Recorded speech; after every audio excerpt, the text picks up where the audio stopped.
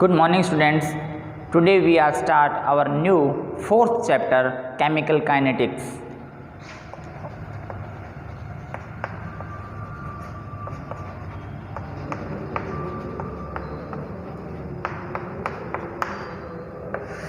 Fourth chapter है अपना chemical kinetics. तो देखो सबसे पहले अपने बात करते हैं कि ये जो अपने फोर्थ चैप्टर डिस्कस करेंगे इसमें अपनों ने कौन कौन से टॉपिक डिस्कस करने हैं। तो सबसे पहले अपने को ये पता होना चाहिए कि इसमें अपने टॉपिक कौन से डिस्कस करेंगे। सबसे पहले अपने डिस्कस करेंगे rate of reaction. Second point अपने डिस्कस करेंगे order of reaction. Third point अपने डिस्कस करेंगे मॉलिक्यूलरिटी। फोर्थ पॉइंट अपना होगा फैक्टर्स अफेक्टिंग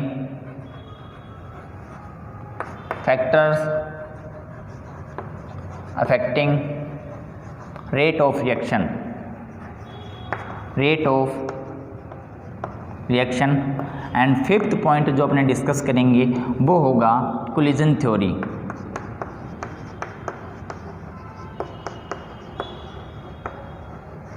कोलिजन थ्योरी और जो सिक्स पॉइंट रहेगा वो होगा Arrhenius equation.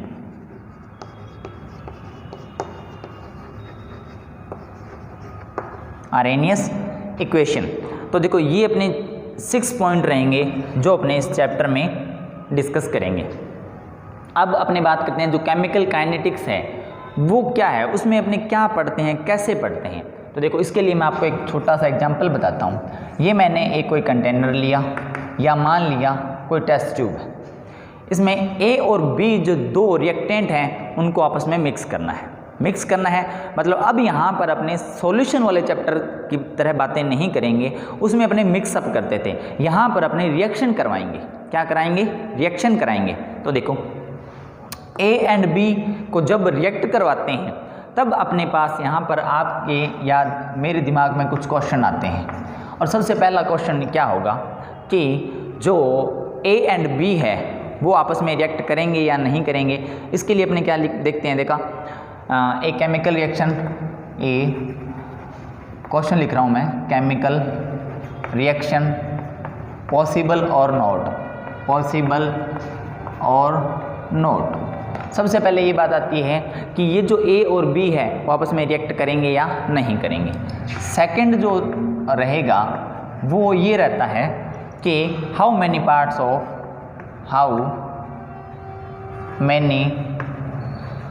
Parts of reactant would be, reactant को मैं सिर्फ आर लिखूंगा यहाँ पर, reactant would be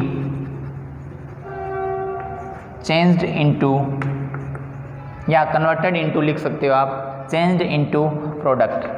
second question ये रहेगा। और जो थर्ड क्वेश्चन रहता है, सेकंड की बात करते हैं अपने पहले, हाउ मेनी पार्ट्स ऑफ। अपने को ये आइडिया होना चाहिए कि ए और बी जो आपस में रिएक्ट कर रहे हैं उसका कितना पार्ट प्रोडक्ट में चेंज हो जाएगा। और थर्ड जो क्वेश्चन है वो ये रहता है कि जो रिएक्शन है उसका रेट क्या रहेगा, मतलब रेट ऑफ रिएक्शन क्या होगा। तो ये जो 3 पॉइंट हैं इसके अपने आंसर लिखते हैं। जो फर्स्ट पॉइंट है उसका आंसर क्या रहेगा, देखो उसका आंसर ये रहता है, आपने 11th में एक चैप्टर पढ़ा था थर्मोडायनेमिक्स में आपने एक वैल्यू देखी थी डेल्टा जी। और डेल्टा जी क्या होता है? Gibbs free energy.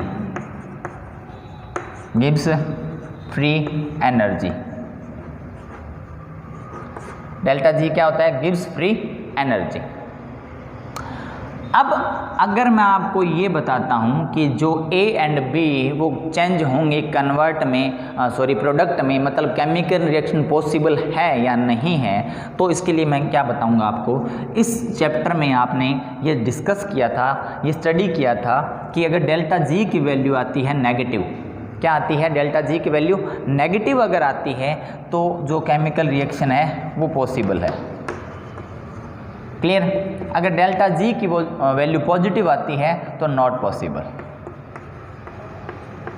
और अगर डेल्टा जी की वैल्यू आ जाए 0, डेल्टा जी की वैल्यू क्या आ जाए 0 आ जाए, तो वो जो केमिकल रिएक्शन है वो इक्विलिब्रियम स्टेज पर पहुंच गई है। कहाँ पर? इक्विलिब्रियम स्टेज पर वो केमिकल रिएक्शन पहुंच गई है। क्लियर? इसको थोड़ा सा डिस्कस करते हैं। हालांकि ये जो डेल्टा जी है वो अपने इस चैप्टर में नहीं पढ़ेंगे, इसमें अपने काम नहीं आएगा, बट एक चैप्टर और है उसमें काम आएगा। थोड़ा सा रिकॉल करते हैं इसको कि ये क्या था।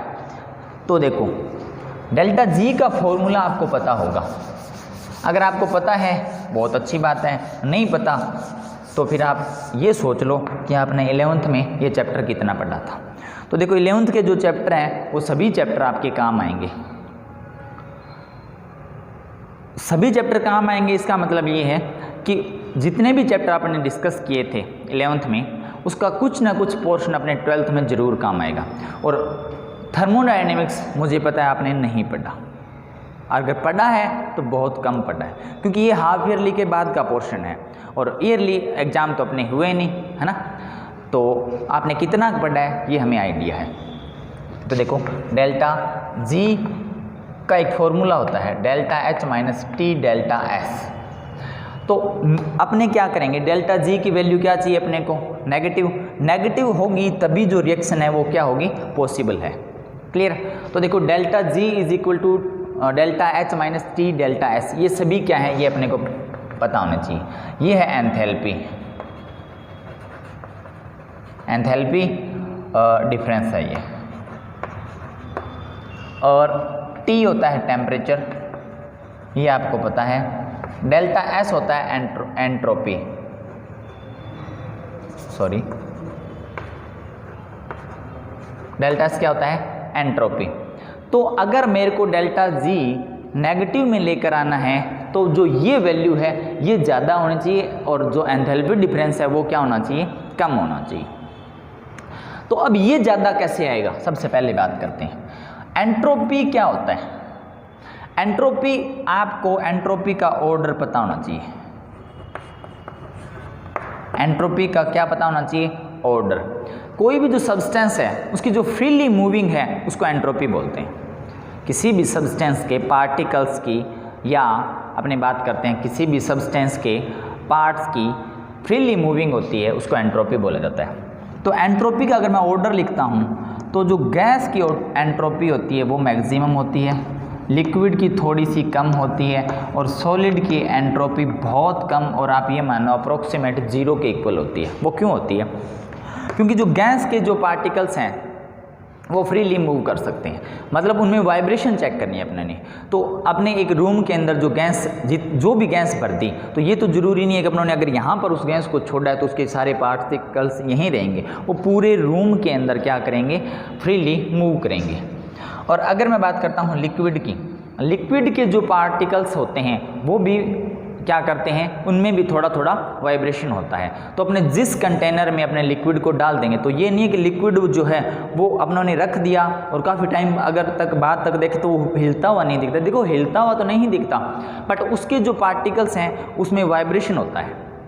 वाइब्रेशन तो सॉलिड के पार्टिकल्स में भी होता है, परंतु ये जो वाइब्रेशन है ये नेग्लिजिबल होता है। तो अपने इसको क्या मान सकते हैं कि जो एंट्रोपी होती है सॉलिड की वो क्या होती है? 0 के इक्वल होती है। अब देखो, अपने को इस समीकरण में इसकी वैल्यू ज़्यादा करनी है, तो जो रिएक्टेंट अपने मिला रहे हैं वो अगर अपनों ने सॉलिड लिया तो डेल्टा एस की वैल्यू आ गई 0 के इक्वल, 0 के क्या आ गई? इक्वल आ गई। अब अपने को इस वैल्यू को अपने को इंक्रीज करना है। तो देखो, मैंने एक टेस्ट ट्यूब ली, टेस्ट ट्यूब में मैंने 2 सॉलिड मिक्स करे, कोई एक रिएक्शन करवानी है, 2 सॉलिड मिक्स किए ए एंड बी। तो अब ये क्या करेंगे? आपस में रिएक्ट बहुत ही कम करेंगे, क्योंकि इनका जो रिएक्टेंट का जो सरफेस एरिया है वो क्या है? बहुत कम है। सरफेस एरिया कम है, इसका सरफेस एरिया अगर अपने को बढ़ाना पड़े तो मैं इसमें थोड़ा सा क्या डाल देता हूँ? पानी डाल देता हूँ। पानी डालकर थोड़ा सा क्या कर लिया? लिक्विड कर लिया। अब पानी डालने से क्या होगा कि सॉलिड से, और ये इसको बना लिया मैंने, क्या बना लिया? थोड़ा सा हिला के इसको सॉल्यूशन बना लिया। तो वो जो रिएक्टेंट थे वो पहले सॉलिड थे, अब किस में कन्वर्ट हो गए? लिक्विड में। लिक्विड में कन्वर्ट हुए तो डेल्टा एस का मान थोड़ा सा क्या हो गया? इंक्रीज हो गया। अब अगर अभी भी रिएक्शन नहीं हो रही तब फिर मैं क्या करता हूँ, मैं इसको गर्म कर देता हूँ, हीट करते हैं अपने इसको, कुछ टेम्परेचर देते हैं। टेम्परेचर देंगे तो देखो ये वैल्यू और आ गई, मतलब सॉलिड की एंट्रोपी कम थी, इससे अपनों ने लिक्विड बना लिया, कुछ एस का मान बढ़ गया और फिर हीट दी जब अपने तो उसका टी भी क्या हो गया, इंक्रीज हो गया। तो अब क्या होगा कि ये जो रिएक्शन है वो पॉसिबल होगी और ए और बी है वो कन्वर्ट हो जाएंगे किसमें, सी और डी में, मान लिया सपोज दैट। क्लियर। तो डेल्टा जी का मान मेरे को क्या चाहिए, नेगेटिव चाहिए। अगर डेल्टा एच का मान ज़्यादा है तो ये तो वैल्यू है पॉजिटिव की, और इस पॉजिटिव का जो क्वांटिटी होगी उससे मेरे को इसको ज़्यादा करना है। तो अगर मैं सिर्फ लिक्विड लेता हूँ, रिएक्शन किसकी करवाता हूँ, अगर मैं लिक्विड की रिएक्शन करवाता हूँ तो बहुत अधिक बार पॉसिबिलिटीज ये रहती है कि वो रिएक्शन जो हो रही है वो रिएक्टेंट जो है वो प्रोडक्ट में चेंज हो जाते हैं। क्लियर। अगर मैं गैस लेता हूं तो गैस की एंट्रोपी भी ज़्यादा है, और जब भी आप गैस से दो गैसों को आपस में मिक्स करोगे तो आपको बहुत कम कंडीशंस में आप ऐसे देखोगे कि अपने को टेम्परेचर इंक्रीज करना पड़ा। टेम्परेचर इंक्रीज अपने कब करना होता है, जब अपनों ने क्या लिया है, या तो सॉलिड लिया है और या क्या लिया है, लिक्विड की अपने रिएक्शन करवाएंगे तब। तो ये एक छोटा सा कंसेप्ट था थर्मोडाइनेमिक्स का, delta G Gibbs free energy के लिए। क्लियर। अब देखो आगे बात करते हैं अपने नेक्स्ट पॉइंट की। अपना जो क्वेश्चन था उसका दूसरा पॉइंट पढ़ते हैं अपने, और इसको अपने ज़्यादा डिस्कस नहीं करेंगे, इसका सीधा आंसर बताऊंगा मैं आपको। इसका जो आंसर रहता है वो रहता है कि ये जो पॉइंट है कि how many parts of reactant would be converted into product. तो इसको स्टडी करने के लिए आपने एक और चैप्टर स्टडी किया होगा, इक्विलिब्रियम, 7th चैप्टर था 11th का, है ना। तो अगर आपने इक्विलिब्रियम पढ़ा है तब आपको ये पता चल जाता है कि how many parts of reactant would be change into product. अब इसको अपने ज़्यादा यहाँ पर डिस्कस नहीं करेंगे, और हमें पता है कि इक्विलिब्रियम आपने कितना पढ़ा है, क्यों, क्योंकि एग्जाम तो हुए नहीं, है ना। तो अब देखो थर्ड पॉइंट की बात करते हैं अपने, रेट ऑफ रिएक्शन। इसका आंसर मिलेगा मेरे को केमिकल काइनेटिक्स में। इसका आंसर यहाँ लिखता हूँ मैं, आंसर नंबर 3। इसका आंसर मेरे को देगा केमिकल काइनेटिक्स, केमिकल काइनेटिक्स। मतलब अब यहाँ पर अपने को थोड़ा सा ये आइडिया हुआ कि रेट ऑफ रिएक्शन को स्टडी करने के लिए मेरे को चाहिए केमिकल काइनेटिक्स चाहिए।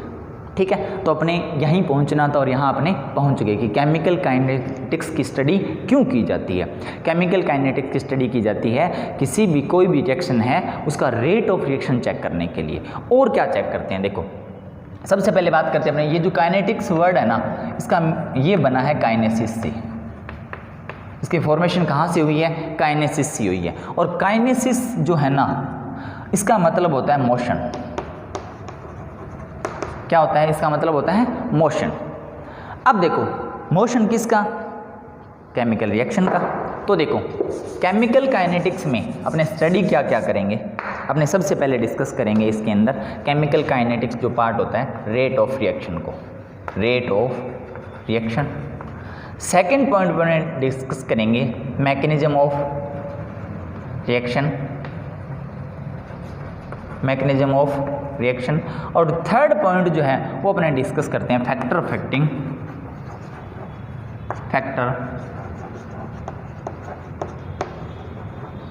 Factor affecting of rate of reaction, rate of reaction. और ये जो फैक्टर हैं ये कौन कौन से हो सकते हैं, ये हो सकते हैं टेम्परेचर, प्रेशर,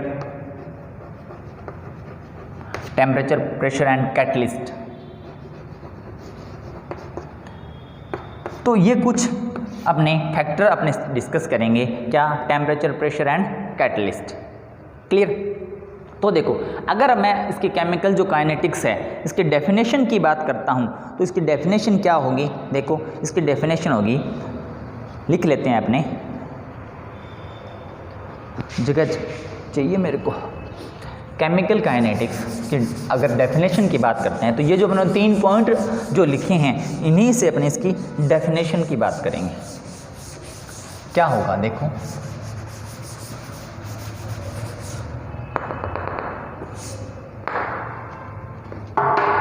देखो chemical kinetics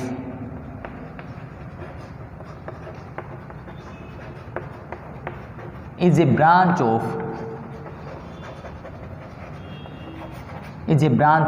physical chemistry which deals with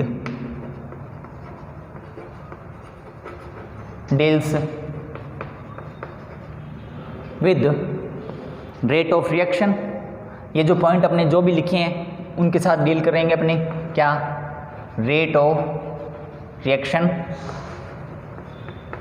mechanism of reaction and factor affecting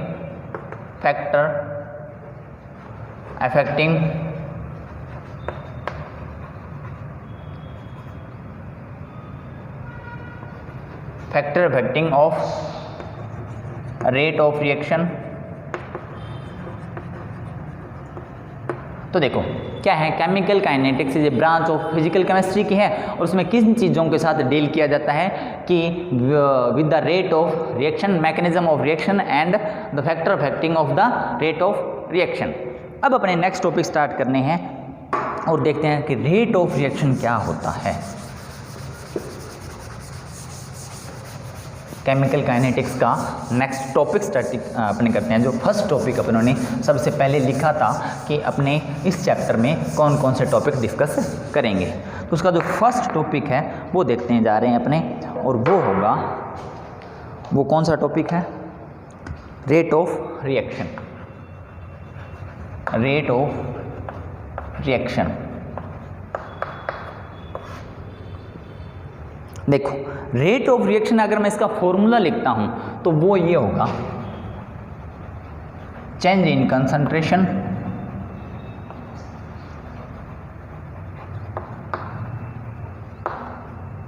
upon change in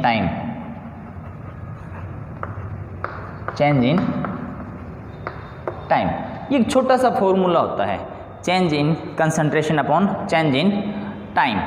देखो इसके लिए अगर मैं आपको बात करता हूं कि कोई भी रिएक्शन जो होती है, कोई भी रिएक्शन है वो कितने टाइम में कंप्लीट हो सकती है।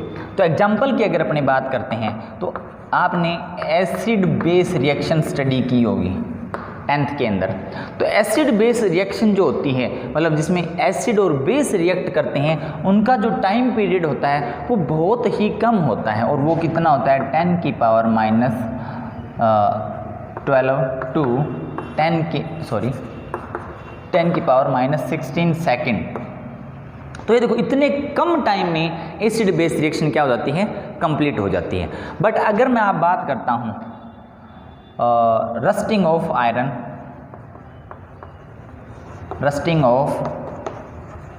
आयरन, ये जो है ना इसमें कई दिन लग जाते हैं। ये भी एक टाइप की रस्टिंग ऑफ आयरन जो है ना, वो भी क्या है, एक टाइप की केमिकल रिएक्शन है। सिर्फ आयरन की बात नहीं करेंगे अपने, रस्टिंग ऑफ एनी मेटल, अगर अपने एनी मेटल के रस्ट की बात करते हैं तो वो सभी क्या है, उसमें काफ़ी टाइम लग जाते हैं, 2, 4, 5, 10 दिन लग जाते हैं। ठीक है, तो ये एसिड बेस रिएक्शन है, इसका तो टाइम पीरियड बहुत ही कम है, और रस्टिंग ऑफ जो आयरन है उसका कंप्लीट होने का टाइम पीरियड क्या है, बहुत ज़्यादा है। तो अगर हम अपनी बात करते हैं रेट ऑफ रिएक्शन की, तो रेट ऑफ रिएक्शन यही होता है। अब देखो इसको थोड़ा सा और एक्सप्लेन करता हूँ मैं, एग्जांपल से एक्सप्लेन करेंगे अपने, क्या है। अच्छा, इसको मैं ये जो फॉर्मूला है चेंज इन कंसंट्रेशन, इसको मैं ऐसे भी लिख सकता हूँ डेल्टा C अपॉन में डेल्टा T। यहाँ पर मैं निशान लगाऊंगा प्लस और माइनस के, 2 निशान लगाए हैं मैंने, प्लस और माइनस के। देखो फॉर्मूला बहुत सिंपल है, delta C upon delta T। Delta क्या होता है, डिफरेंस होता है। डेल्टा क्या होता है, डिफरेंस। ये आपको पता है, फिजिक्स पढ़ते हो आप अच्छे से। बट आपको यहाँ पर सिर्फ ये समझना कि यहाँ पे प्लस और माइनस ये क्यों लगे, ये जो साइन है इनका यहाँ पर बहुत बड़ा रोल है। और वो क्या है, देखो ये कोई एक रिएक्टेंट लिया और ये प्रोडक्ट में चेंज हो गया। किस में चेंज हो गया, प्रोडक्ट में। ये रिएक्शन इस टाइप की है। सपोज करो यहाँ पे इसके 10 मोल्स हैं, रिएक्टेंट के कितने मोल्स हैं यहाँ पर, स्टार्टिंग में 10 मोल्स हैं। जब रिएक्शन स्टार्ट नहीं हुई तो प्रोडक्ट नहीं बना, मतलब इसके 0 मोल है। अब क्या होगा, इसके 9 मोल और 1 मोल क्या हो गया, इसका जो 1 मोल था वो किस में चेंज हो गया, वो चेंज हो गया प्रोडक्ट में। क्लियर। अगर मैं बात करता हूँ कि इसके 8 मोल रह गए और इसके कितने 2 मोल्स चेंज हो गए किसमें, प्रोडक्ट में। 7 और कितने हो जाएंगे 3, 6 और कितने हो जाएंगे 4, ऐसे ये कंटिन्यू चलता रहेगा। अच्छा, यहाँ पर आप सपोज करो कि यहाँ पर इक्विलिब्रियम कंडीशन आ गई। कौन सी कंडीशन आ गई, इक्विलिब्रियम कंडीशन। तो जब इक्विलिब्रियम कंडीशन आ जाती है तो वो रिएक्शन कंप्लीट हो जाती है। रिएक्शन क्या होगी यहाँ पर, कंप्लीट। अब ये क्यों हुई, देखो ये जो रिएक्शन है यहाँ पर सपोज करो कि उसके बाद क्या आना था, 5 और 5, दोनों की कंसंट्रेशन क्या होगी, इक्वल होगी। तो जब प्रोडक्ट की कंसंट्रेशन बढ़ने लग जाएगी ना, तो वो वापस किस में चेंज हो जाएगा, रिएक्टेंट में। मतलब यहाँ पर उसके बाद क्या आएगा, देखो इसके बाद आप कंटिन्यू नहीं चला सकते। जब इक्विलिब्रियम कंडीशन आ जाती है तो रिएक्शन कंप्लीट हो जाती है। उसका रीजन देख लो।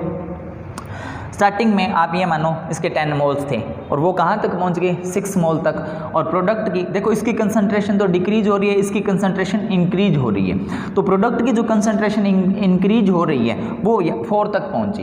कहाँ तक पहुँची, 4 तक। उसके बाद जब 5 पहुँचा तो ये वापस इसमें कन्वर्ट हो गया, मतलब ये वापस किस में चेंज हो गया, 6 में। और यहाँ पे इसकी कंसंट्रेशन कितनी रहेगी, 4। जब 6 और 4 रहेगी तो फिर इसका 1 मोल जो है ना वो वापस किस में चेंज हो गया, इसमें, है ना। तो ये वापस क्या आ जाएगा, ऐसे। तो जब रिएक्टेंट किस में चेंज हो रहा है, प्रोडक्ट में। और जैसे प्रोडक्ट की कंसंट्रेशन हाई हो रही है तो प्रोडक्ट वापस किस में चेंज हो रहा है, रिएक्टेंट में। तो अब इस कंडीशन को बोलते हैं इक्विलिब्रियम कंडीशन। अब आगे जो और रिएक्टेंट है वो प्रोडक्ट में नहीं चेंज होंगे, तो रिएक्शन यहाँ पे क्या होगी, कंप्लीट होगी। मतलब अपने को जो प्रोडक्ट की जो क्वांटिटी मिलनी थी ना वो यहाँ पे मिल चुकी है अपनी।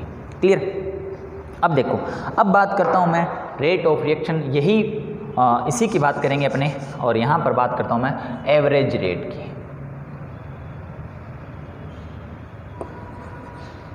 एवरेज रेट की तो देखो, एवरेज रेट का भी फॉर्मूला यही होता है, plus minus delta C upon में डेल्टा T। एवरेज रेट यही होता है। अब अगर मैं बात करता हूँ कि जो रिएक्टेंट के लिए अगर मैं एवरेज रेट निकालूँ, एवरेज रेट ऑफ रिएक्टेंट, इसके लिए मैं फॉर्मूला ये लिखूंगा, क्या लिखूंगा, डेल्टा R अपॉन में डेल्टा T।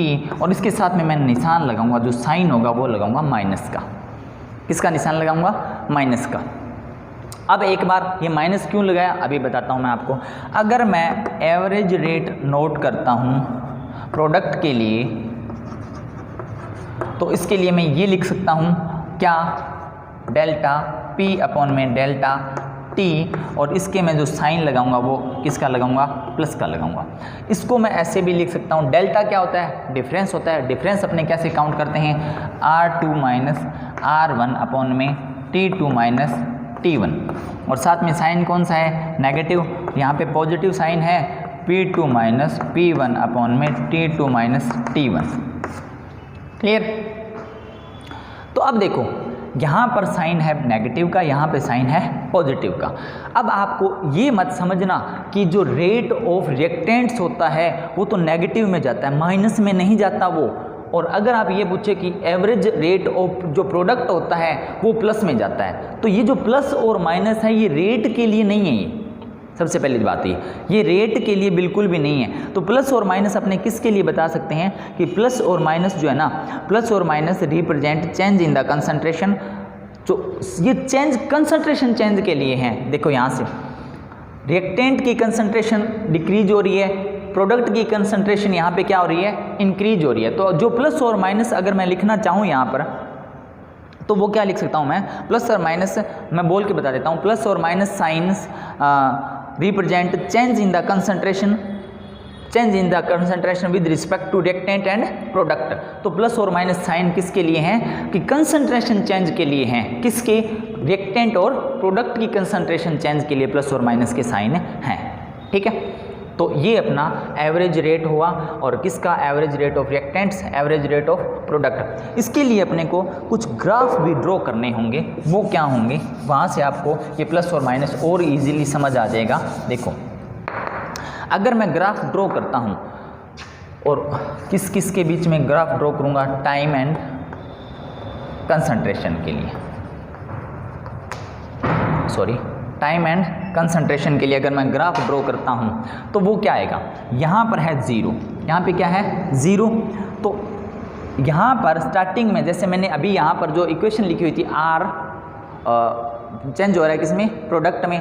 तो सबसे स्टार्टिंग में मैंने 10 मोल लिए थे, मतलब रिएक्टेंट की कंसंट्रेशन हाई है, और वो कितना माना था? सपोज किया था 10, यहाँ 10 मत लिखो आपको समझाने के लिए। उसकी कंसंट्रेशन टाइम के साथ साथ साथ चेंज हो रही है। कंसंट्रेशन को यहाँ पर ये जो ग्राफ है इसको इस लाइन से नहीं मिलाना, क्योंकि 0 नहीं करना, क्योंकि लास्ट में मैंने आपको बताया था कि जब इक्विलिब्रियम कंडीशन आ जाएगी तो उसकी कंसंट्रेशन चेंज नहीं होगी, बट वो रिएक्शन क्या हो जाएगी? कंप्लीट हो जाएगी। क्लियर? तो इसको अपने को 0 नहीं करना। और स्टार्टिंग में जब 0 पर, मतलब जब रिएक्टेंट के तो 10 मोल थे और प्रोडक्ट के कितने मोल थे? 0 मोल थे, तब यहाँ पर रिएक्शन स्टार्ट नहीं हुई थी, और जैसे जैसे टाइम इंक्रीज हुआ वैसे वैसे इसकी कंसंट्रेशन क्या होने लगी? चेंज होने लगी। तो ये जो ग्राफ है वो तो है किसके लिए? प्रोडक्ट के लिए, और ये जो ग्राफ है वो है रिएक्टेंट के लिए। किसके लिए है? रिएक्टेंट और प्रोडक्ट के लिए ये ग्राफ है। अब अगर मैं ओनली ऑन ग्राफ बनाऊं रिएक्टेंट के लिए, एवरेज रेट के लिए, तो वो क्या कैसे बनेगा? देखो, वो बनेगा, यहाँ पर आपको प्लस और माइनस और क्लियर हो जाएगा। यहाँ पर देखो, कंसंट्रेशन है वो क्या हो रही है? डिक्रीज हो रही है, किसकी? रिएक्टेंट की। और यहाँ पर जो कंसंट्रेशन है वो क्या हो रही है? इंक्रीज हो रही है, किसकी? प्रोडक्ट की। क्लियर? तो देखो, ये टाइम एंड ये इसके लिए, एक मिनट वेट करो, यहाँ पे बनाते हैं अपने ग्राफ, ये कंसंट्रेशन का और ये टाइम, और किसके लिए सबसे पहले बना रहे हैं? अपने रिएक्टेंट के लिए।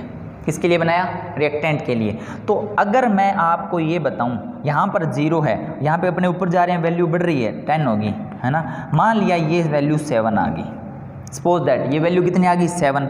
T1 पर वैल्यू आई 7 और T2 पर वैल्यू आई 5, थोड़ा कम आ रहा है। ये कौन सी वैल्यू है? T2। तो देखो, अगर मैं यहाँ पर ऐसे लिखता हूँ रिएक्टेंट के लिए R2 माइनस R1, तो ये तो T1 पर जो कंसंट्रेशन है वो है R1, T2 पर जो कंसंट्रेशन है वो कंसंट्रेशन कौन सी है?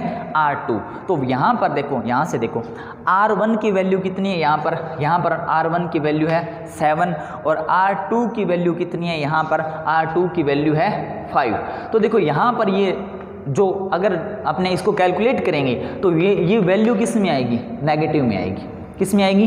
वैल्यू नेगेटिव में आएगी। तब मैंने यहाँ पर कौन सा साइन लगा दिया? बाहर नेगेटिव का। और अगर मैं ग्राफ ड्रॉ करता हूँ किसके लिए? प्रोडक्ट के लिए। तो प्रोडक्ट के लिए भी मैं ऐसा ही ग्राफ बनाऊंगा। देखो, ये कंसंट्रेशन एंड टाइम के बीच। तो देखो, प्रोडक्ट की कंसंट्रेशन क्या हो रही है? इंक्रीज हो रही है। तो यहाँ पर देखो, आपको पता चल जाएगा T1 पर कंसंट्रेशन है P1, P लिखेंगे अपने, और T2 पर कंसंट्रेशन है P2। तो यहाँ पर ऊपर जा रहे हैं तो कंसंट्रेशन का मान हाई हो रहा है, मतलब यहाँ पर P2 की वैल्यू कितनी मान सकते हैं? 7 और P1 की वैल्यू कितनी मान सकते हैं? 5। तो यहाँ पर P2 7 माइनस क्या आ जाएगा? 5 आ जाएगा। तो ये जो वैल्यू है इसका टोटल जो आंसर आएगा वो किस में आएगा? पॉजिटिव में। और इसका टोटल आंसर किस में आएगा? नेगेटिव में। तब मैंने यहाँ पर प्रोडक्ट के लिए तो क्या लगाया? प्लस लगाया, और रिएक्टेंट के लिए क्या लगाया? माइनस लगाया। अब आपको पता चल गया होगा कि ये जो प्लस और माइनस है वो किसके लिए हैं? वो है कंसंट्रेशन चेंज के लिए। और किसकी कंसंट्रेशन चेंज के लिए? प्रोडक्ट एंड रिएक्टेंट की कंसंट्रेशन चेंज के लिए। अब अपने आज का लास्ट टॉपिक पढ़ते हैं, और वो है ये एवरेज रेट था, उसके बाद एक रेट और डिस्कस करते हैं अपने, और वो होता है इंस्टेंटेनियस रेट। अब देखो, इंस्टेंटेनियस रेट क्या होता है? सपोज करो, आपको एक एग्जांपल बताता हूं मैं, उस एग्जांपल से अच्छे से क्लियर हो जाएगा। वैसे आपको पता है फिजिक्स पढ़ते हो आप, इंस्टेंटेनियस जो वर्ड है वो फिजिक्स में आया हुआ है अच्छे से। तो देखो अपने नेक्स्ट टॉपिक है इंस्टेंटेनियस रेट। नेक्स्ट टॉपिक है इंस्टेंटेनियस रेट। देखो सपोज करो आपने आपके फ्रेंड के साथ यहाँ से दिल्ली जाना है और 300 किलोमीटर है। कितने किलोमीटर है? 300 किलोमीटर आपने यहाँ से दूर जाना है कहीं भी। क्लियर? आप गाड़ी से जा रहे हो, आपकी गाड़ी की स्टार्टिंग स्पीड है 100 किलोमीटर पर आवर, आपने स्पीड इंक्रीज़ कर दी 120 किलोमीटर पर आवर, कुछ देर बाद आप और डिक्रीज कर दी 80 किलोमीटर पर आवर। तो देखो अगर आपसे पूछा जाए कि भाई आपने कितनी स्पीड से गाड़ी ड्राइव की है और कितने समय में आप वहाँ पर, कितने टाइम में आप वहाँ पे पहुँच जाओगे, तो इसका अपने को क्या निकालना होगा? एवरेज निकालना होगा। कैसे निकालेंगे? 100 + 120 + 80, 3 टाइप की स्पीड पे चले आप, इसको 3 से डिवाइड कर देंगे, इसका आंसर आ गया 100। मतलब आप 100 किलोमीटर पर आवर की स्पीड से जा रहे हो और 100 किलोमीटर पर आवर की स्पीड से जा रहे हो तो 300 किलोमीटर में आपको 3 घंटे लगेंगे। सिंपल सी बात है, बहुत ही छोटी, मतलब मैं यहाँ तक लेके जाना चाहता हूँ आपको। तो देखो ये जो रेट निकला है ना, ये जो आपकी जो रेट निकला है वो क्या है? ये तो है एवरेज रेट। क्या है? आपकी स्पीड का जो एवरेज रेट। अगर सपोज करो आप यहाँ से जा रहे हो और 300 किलोमीटर आपने जाना है, आपका फ्रेंड आपके साथ में और गाड़ी आप थोड़ी हाई चला रहे हो, हाई स्पीड पे चला रहे हो, 140 किलोमीटर पर आवर की स्पीड से चल रहे हो।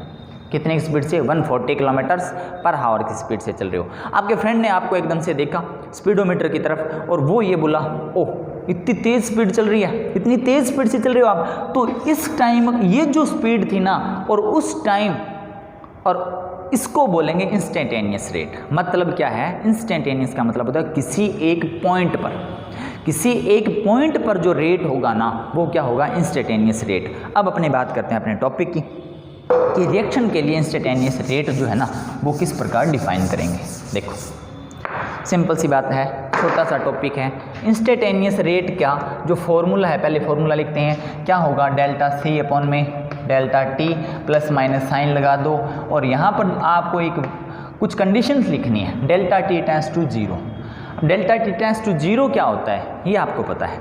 डेल्टा T टेंड्स टू 0 का मतलब होता है कि यहाँ पर जो टाइम का जो डिफरेंस है ना वो बिल्कुल ही नहीं है, क्योंकि देखो उसी टाइम आपने कहा 140 किलोमीटर की स्पीड से गाड़ी चल रही है, तो जिस टाइम आपने कहा ना उसमें टाइम में तो चेंज हुआ ही नहीं। मतलब जो डेल्टा T का मान अपने क्या मान सकते हैं? 0 के इक्वल मान सकते हैं। ठीक है, तो अब आपको पता है कि डेल्टा, रुको एक बार, इसका जो इंस्टेंटेनियस रेट का फॉर्मूला अपने क्या लिख सकते हैं? DC अपॉन में dt और प्लस और माइनस का साइन तो लगेगा ही लगेगा। अब आपको पता है कि डेल्टा और जो d होते हैं ना वो किसके लिए होते हैं? डिफरेंस के लिए।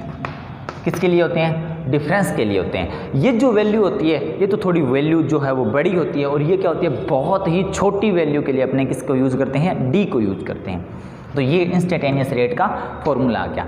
अगर मैं इसका ग्राफ ड्रॉ करता हूँ रिएक्टेंट के लिए, किसका ग्राफ ड्रॉ करूँ? रिएक्टेंट के लिए।